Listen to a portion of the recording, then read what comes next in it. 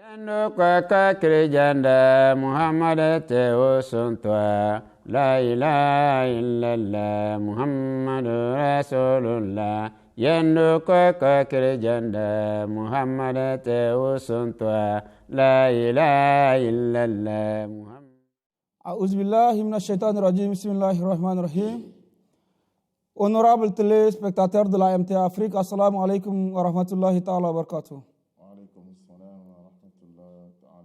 Nous sommes une fois encore de retour sur les antennes de la MTA pour cette fois-ci vous parler de comment l'islam a été répandu.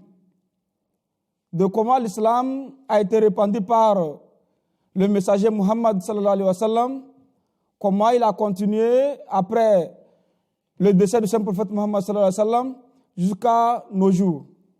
Et ce sujet est surtout du fait qu'il y a certaines personnes, certains religieux qui pensent que l'islam a été propagé par la force. Et pour cela, nous avons deux invités sur le plateau aujourd'hui. Nous avons tout d'abord le missionnaire Karim Aminou et le missionnaire Abdou Yacoub.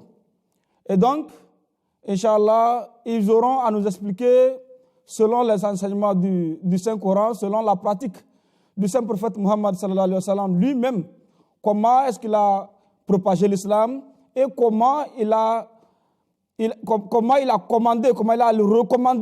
que les musulmans continuent par propager l'islam après lui. Eh bien, je voudrais tout d'abord m'adresser à notre cher missionnaire Aminou Sahib. S'il vous plaît, est-ce que vous pouvez nous donner une idée de comment l'islam a eu à se propager? Est-ce qu'il faut utiliser la force? Est-ce qu'il faut obliger quelqu'un à accepter l'islam? Inch'Allah, jazakumullah, alhamdulillah, nous remercions Allah, le gratuit, le miséricordieux.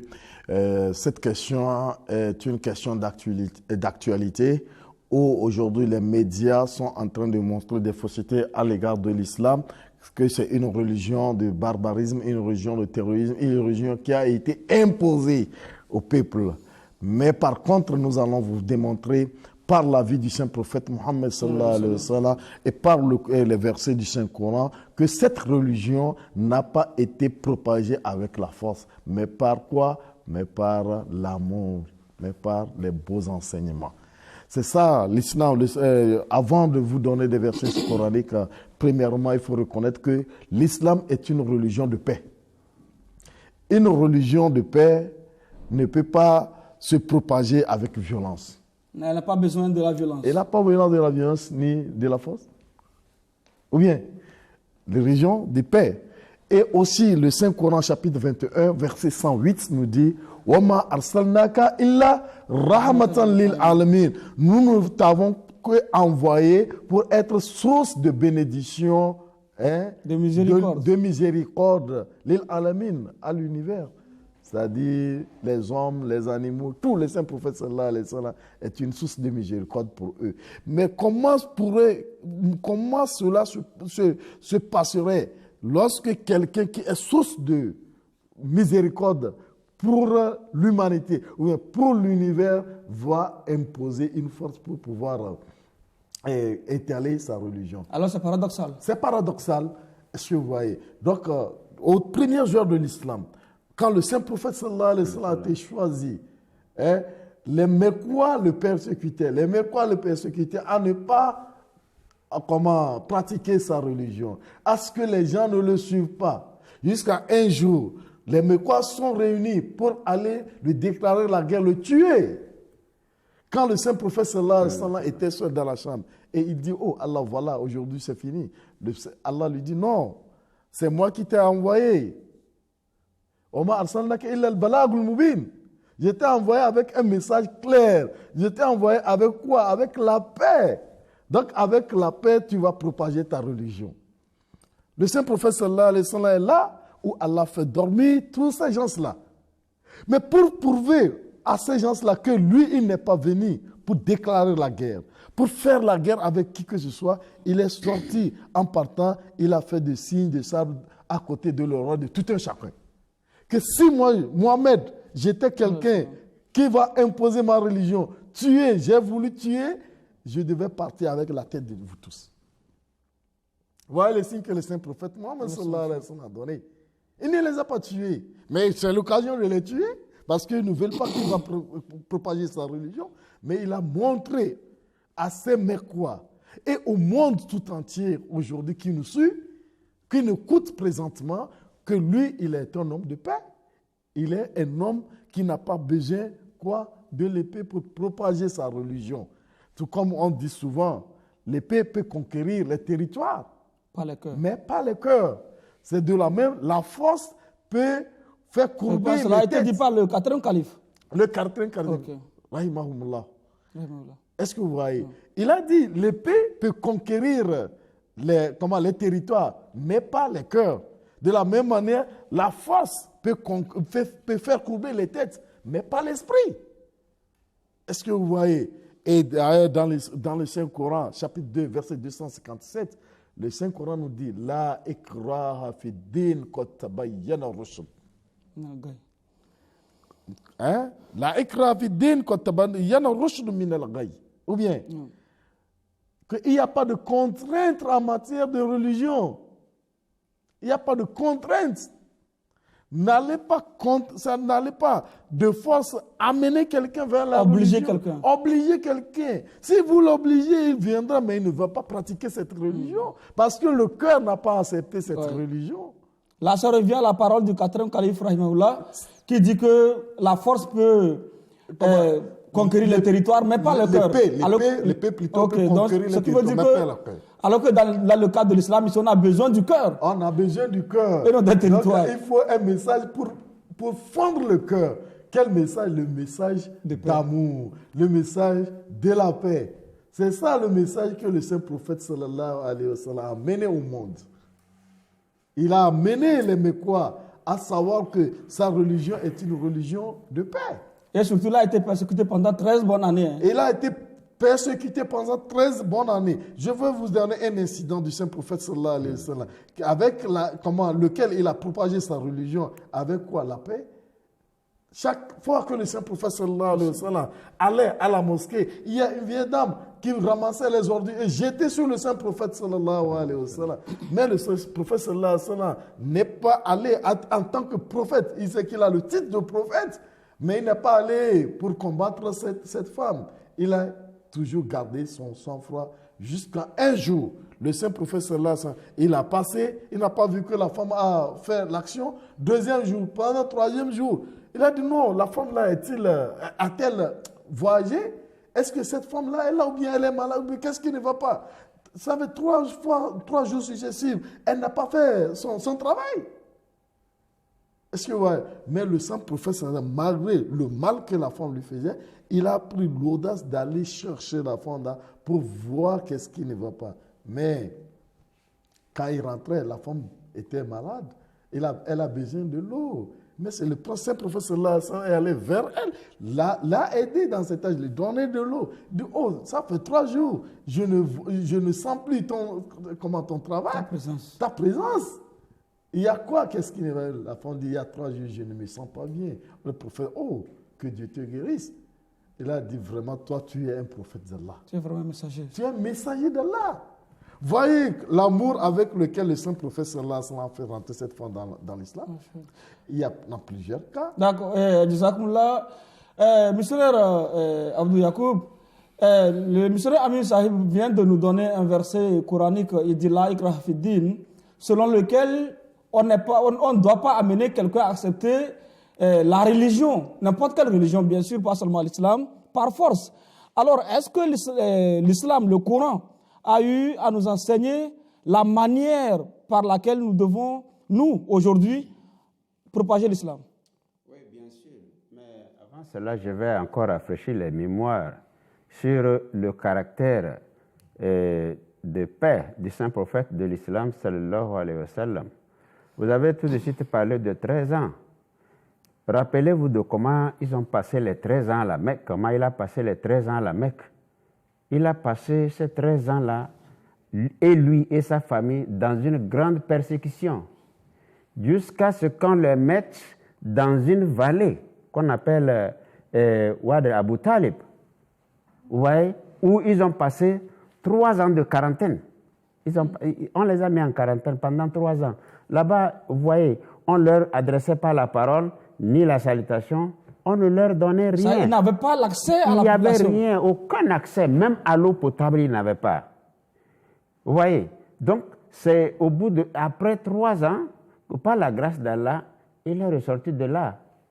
Vous voyez, et c'est dans le même fil d'idée qu'il est parti avec son ami Abu Bakr, où Allah lui a donné l'autorisation d'arriver vers Médine si la Mecque, ça ne peut pas aller.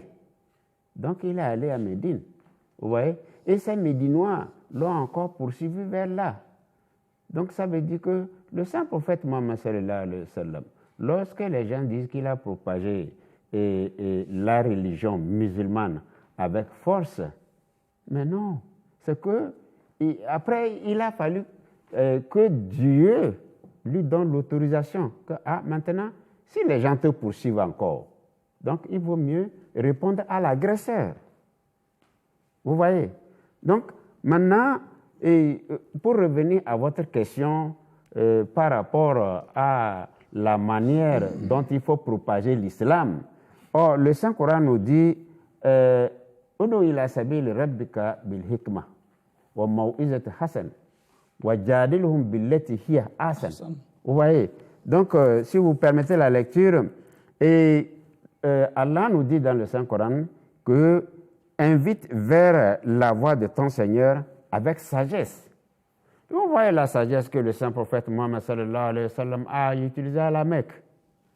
Oui, avec ses suivants et avec même ses persécuteurs. Et le Saint-Coran continue en disant « et une bonne exhortation ». Donc, il faut les exhorter. Ceux qui t'ont suivi, il faut les exhorter à la patience, à la tolérance. Vous voyez?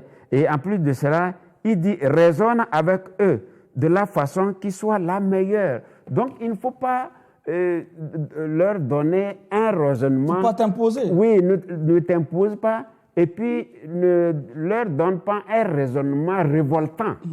Vous voyez, un raisonnement qui va les révolter jusqu'à ce que ça en apporte autre chose. Vous voyez? Donc, et poursuit à dire, il dit, assurément, ton Seigneur sait mieux qui s'est égaré de sa voie. Je reviens encore en disant que certains confrères, par amusement, je ne sais pas, ou par mégarde, traitent d'autres, leurs co-religieux, de kafr, par exemple.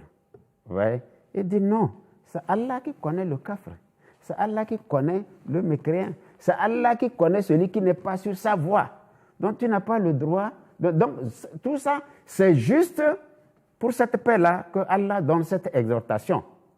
C'est juste pour conserver la paix, pour sauvegarder la paix.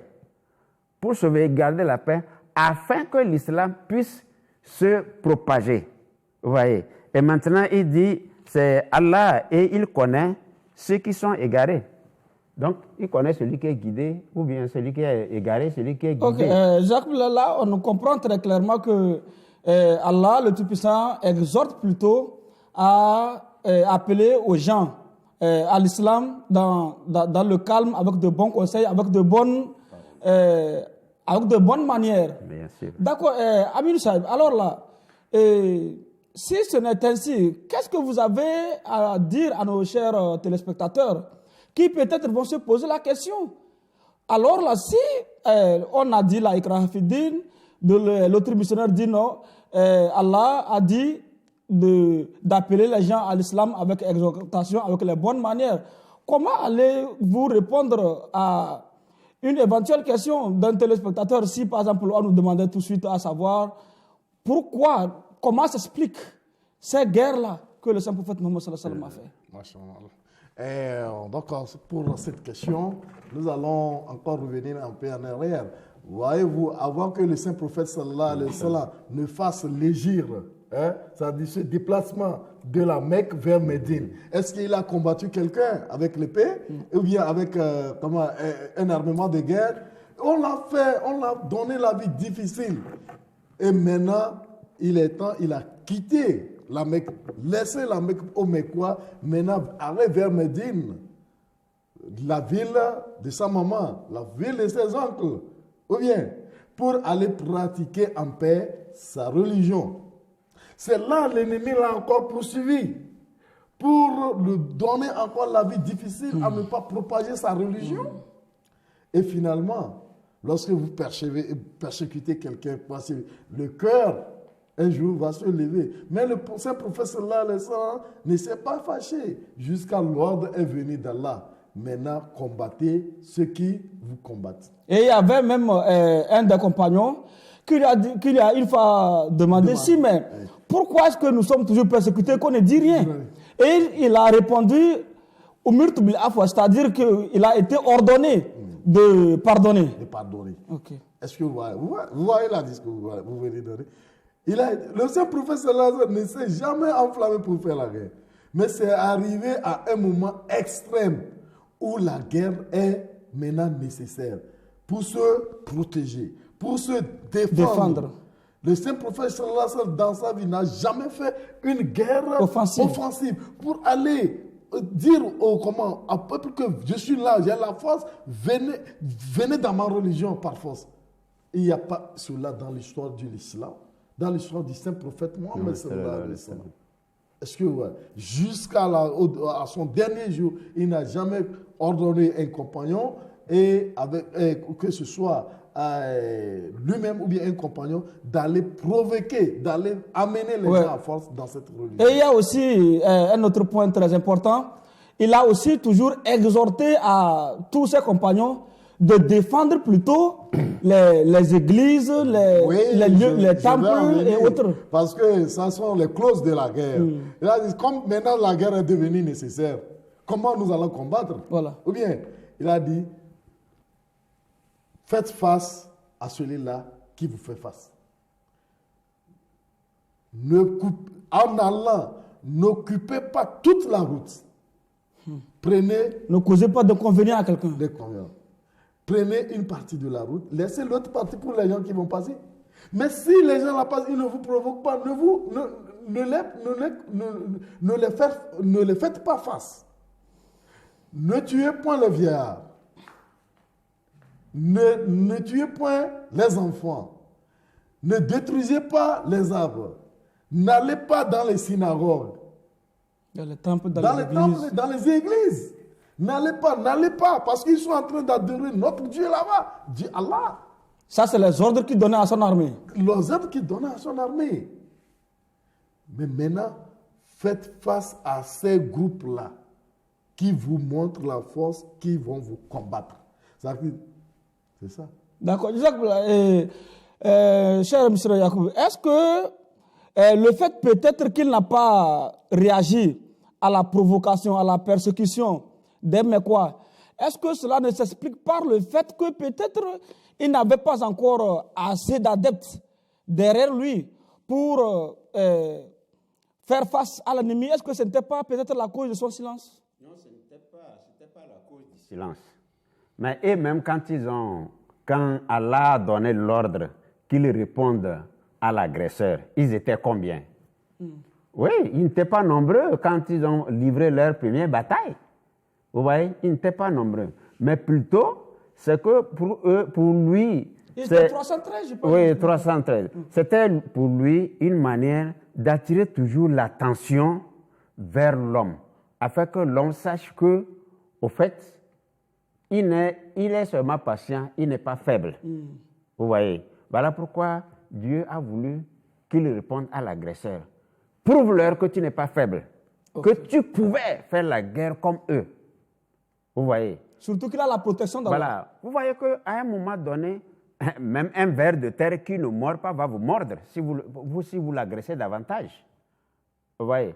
Et puis, cette patience du saint prophète Mohammed sallallahu alayhi wa sallam. Et mon cher Amino a invoqué le verset. Il dit qu'il est rahmatul alamin. C'est vrai. Regarde, lorsqu'il faisait le retour triomphal de Médine à la Mecque, il était à la tête de 10 000 combattants, de 10 000 fidèles. Vous voyez? Et il y avait son esclave affranchi, comment elle appelle, Bilal. Bilal avait eu des persécutions et ses semblables aussi y étaient. Mais le saint prophète Mohammed sallallahu alayhi wa sallam n'a pas autorisé à quelqu'un parmi eux de prendre revanche. Vous voyez? Personne n'a pris revanche. Donc les Mécois pensaient que, comme les gens là sont en train de revenir comme ça, nous sommes foutus. Mais le saint prophète a dit non. Pourquoi? Parce qu'il est rahmatul alamin. Il est une miséricorde pour l'humanité tout entière. Il n'est pas miséricorde seulement pour les musulmans, ni pour les juifs ou les chrétiens. Il est pour l'humanité tout entière, jusqu'aux animaux. Okay. Puisque le saint prophète a interdit de même faire du mal à un animal. Donc, ce qui veut dire que s'il n'avait pas réagi, c'est parce que jusqu'ici, il n'a pas encore reçu l'ordre d'Allah le Tout-Puissant. Il n'avait pas encore l'ordre. Donc maintenant, est-ce que ça veut dire alors, M. Aminou, que quand il a dû réagir, la première bataille dont a fait mention le missionnaire Yacoub, de 313 combattants face aux Mécois, est-ce que c'était sous ordre d'Allah? Oui, c'était sous ordre d'Allah, puisque Allah l'a déjà donné l'ordre que maintenant, quand ils vont vous combattre, combattez, faites-les face. Ils doivent faire la guerre. Pour défendre c'est-à-dire la cause de ces gens-là qui sont derrière lui, qu'on est en train aussi de tuer.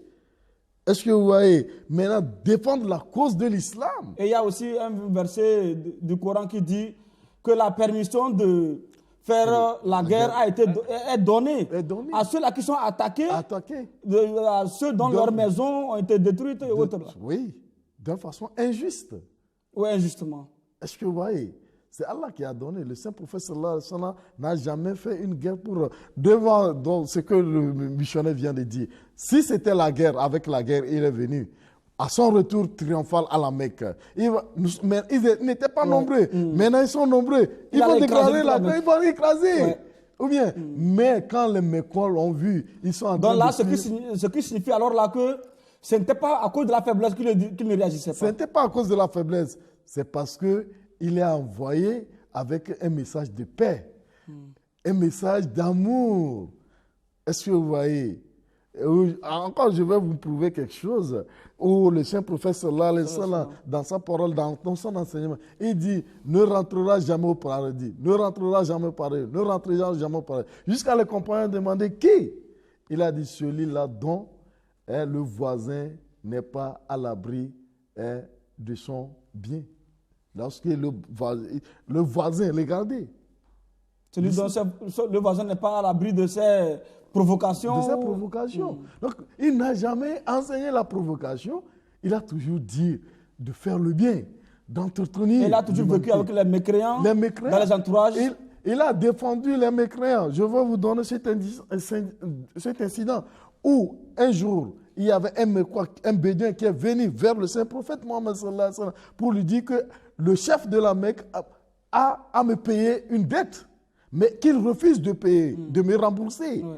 Est-ce que parce qu'il a payé des sommes? Abu Jahl. Oui, c'était Abu Jahl. Il a refusé de payer. Mais Abu Jahl disait aux Mécois que le jour où il sera face à face avec Mohammed, il va finir avec Mohammed. Regardez ce qui s'est passé. Le saint prophète Mohammed sallallahu alayhi wa sallam, quand le gars est venu, pour que le prophète sallallahu alayhi wa sallam va aller réclamer ses dûs auprès de Abu Jahl, il a demandé, c'est vrai, c'est vrai. Il a dit oui. Donc allons-y. Le saint prophète sallallahu alayhi wa sallam ne veut pas quoi? Il ne veut pas l'injustice, la tricherie. Est-ce que vous voyez? Mais le saint prophète sallallahu alayhi wa sallam allait vers Abu Jahl pour dire, mais vous devez à cette tierce personne. Mais la personne n'était pas musulmane. Ce n'est pas un musulman. Est-ce que vous voyez? Le saint prophète a défendu son intérêt. Il a reçu son argent. Sans qu'Abu Jahl ne fasse quoi que ce soit. Sans qu'Abu Jahl ne fasse quoi que ce soit. Celui-là qui a dit qu'il va faire du mal au saint prophète. Mais qu'est-ce qui est passé? Après que les gens sont venus auprès d'Abu Jahl, il dit, oh, Mohamed est venu chez toi. Tu l'as laissé passer. Vous ne savez pas ce que j'ai vu sur ce petit enfant. Lorsqu'il était vers moi, j'ai vu 2 lions qui surgissaient sur moi. Donc ça veut dire qu'à ce moment donné, le saint prophète sallallahu alayhi wa sallam avait la potentialité de faire de lui ce qu'il voulait. Mais à cause de la paix qu'il avait en lui, il a préféré juste retirer la dette et calmer la situation. Cher Yacoub Saïb, s'il vous plaît, vous avez quelques secondes pour nous donner votre mot. Merci beaucoup, téléspectateurs. Mais je vais encore marteler. Quand il y a guerre, il n'y a pas islam, c'est-à-dire il n'y a pas paix. Étymologiquement, le mot islam veut dire paix. Donc, faisons propager la religion islamique dans la paix, dans l'amour. Et de par notre caractère, que l'on suive notre caractère, notre exemple pour venir à l'islam. Ouais, et là, l'imam Mahdi alayhi salatu wassalam, à quelque part, il a dit que il y a eu beaucoup de personnes qui ont accepté l'islam, pas parce que les compagnons du Saint-Prophète Muhammad sallallahu alayhi wa sallam ont fréquenté, pas parce qu'ils étaient forcément intellectuels, mais par leur caractère. Oui, c'est vrai. Et c'est ce même caractère que vous invitez nos téléspectateurs à utiliser pour prêcher le message de l'islam. Pour prêcher le message. Amine Saïb, s'il vous plaît. Moi, je vais atterrir à ce point que vous allez voir que c'est ce caractère que la Jamaat islamique Ahmadiyya utilise dans le monde. Regardez en 2010 comment les Ahmadiyya ont été persécutés. On a tué plus de 85% dans la mosquée. Mais le calife, l'actuel calife, appelé au calme. Masrour Ahmed, Ayadallah Ta'ala bin Nasr Aziz, il a dit non, cher Ahmadi, ne rispostez pas, n'allez pas vers la guerre, priez et demandez le pardon d'Allah pour eux. Merci à vous, chers invités. À vous, chers téléspectateurs, vous venez, n'est-ce pas, de suivre la discussion d'aujourd'hui consacrée à comment le message de l'islam a été propagé de par le monde entier. Et nos très chers invités, de façon très éloquente, avec des preuves à l'appui, ont prouvé combien de fois l'islam n'a utilisé que la paix, l'amour pour se propager. Et au même moment, nous devons alors là tous comprendre que personne n'a le droit d'obliger qui que ce soit à accepter quelle religion que ce soit. Et plus particulièrement au sein de l'islam, on ne doit utiliser que de bons conseils, de bonnes manières, un bon comportement et les bonnes paroles afin de pouvoir attirer l'attention des personnes qui ne connaissent pas encore l'islam vers notre chère religion qui est l'islam. Et donc, nous allons nous arrêter ici pour aujourd'hui. Inch'Allah, restez sur nos antennes pour les prochains épisodes. Assalamu alaikum wa rahmatullahi wa barakatuh.